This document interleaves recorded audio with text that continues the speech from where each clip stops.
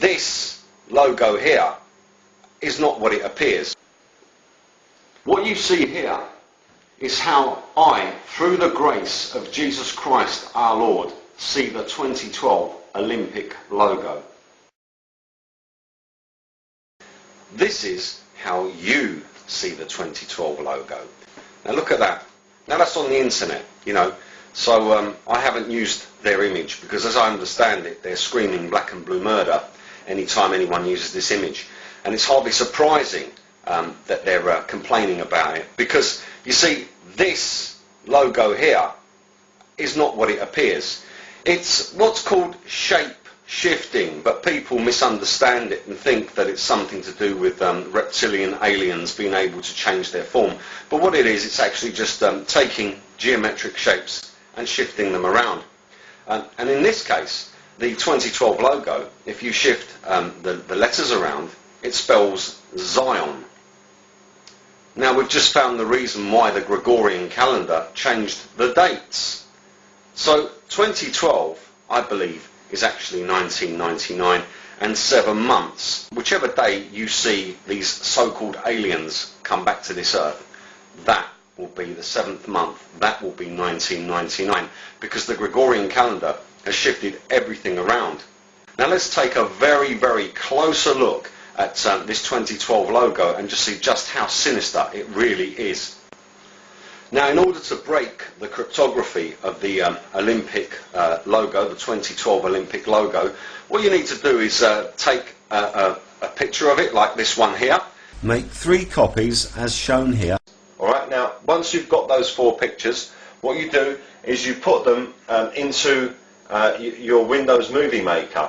Now make sure that your pictures are all centralized properly and blend picture 1 and 2 together, and you will get this picture here. Next, blend picture 3 and 4 together and you will get this picture here. Make a snapshot of each and then blend the 2 snapshots together, and this will be the result. Now, for those of you who don't have 3D glasses handy, I'll just run this through a red filter just to give you an idea of what is hidden inside this 3-dimensional cryptography inside the 2012 Olympic logo. Now, you should be able to see an iron cross design in the middle, but that's just scratching the surface.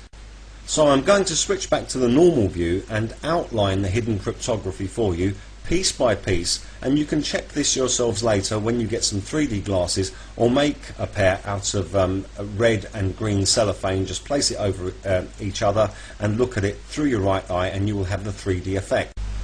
First, we have an X on the outside representing planet X, Nibiru, the planet of the crossing.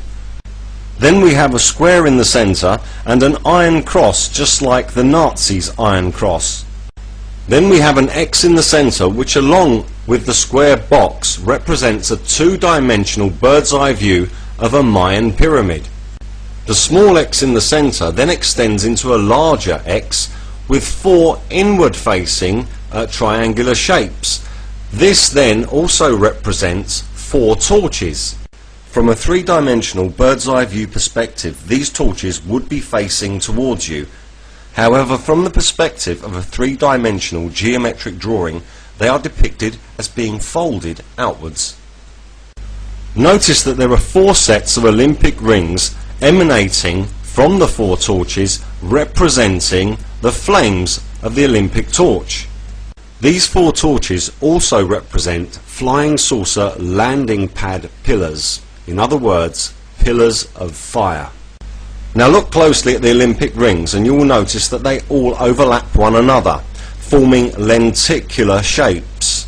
A lenticular shape is a lens, an eye. So the well-known overlapping 5-ring Olympic logo represents an array of eyes. There are also 4 royal crown shapes hidden here, and also 4 mace heads hidden here. The next hidden shape is an octagon. This is now followed by a large horizontal lenticular shape forming a complete eye. And finally a vertical lenticular shape forming yet one more all-seeing eye.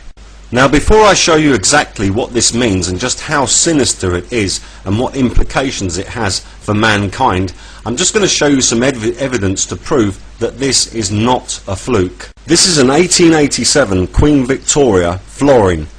The design in the centre of this coin fits perfectly into the cryptic three-dimensional Olympic logo. Next, this Elizabethan coin's design also fits perfectly into the three-dimensional cryptic design of the Olympic logo. And of course the designs of both of these coins perfectly overlap one another and also fit perfectly into the three-dimensional cryptography of the 2012 Olympic logo. There are also 4 strange faces hidden in this cryptography here, so we'll just move in and make a comparison with the so-called Anunnaki statue. Now we will move on and break the rest of the cryptography, which reaches a terrifying climax. This three-dimensional 2012 cryptography also perfectly conforms with this Babylonian Sumerian symbol of Nibiru, the planet of the crossing.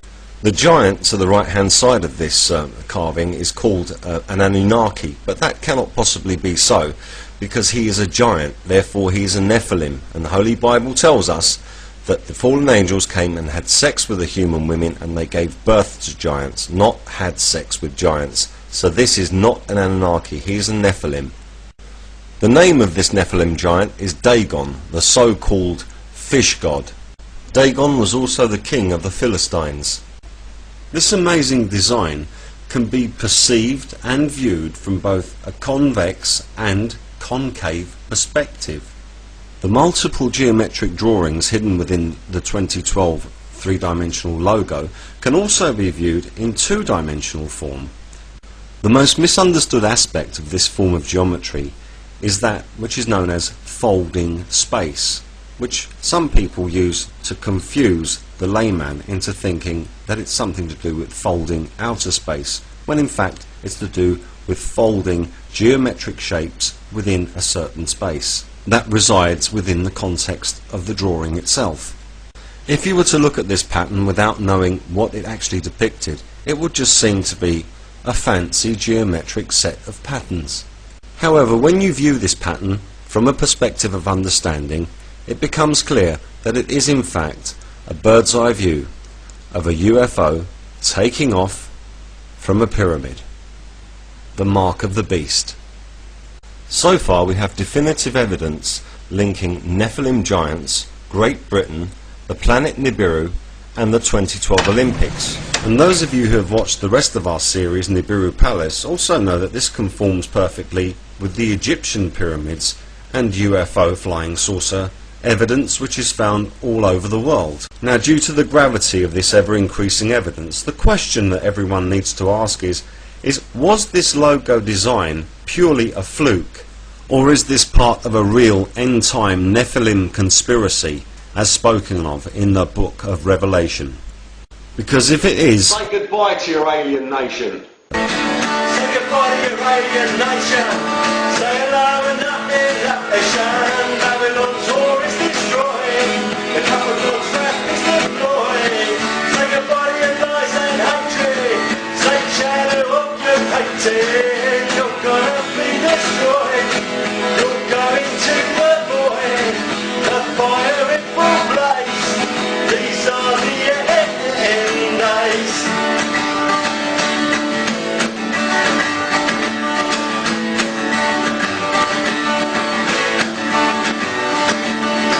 Don't you know this is our plan? We ain't no plan, Jenny. Why don't you all go home and leave our earth alone? You are all gonna burn because you will not learn. You are an abomination. You and your alien nation. The fire will make it blaze. These are the end days.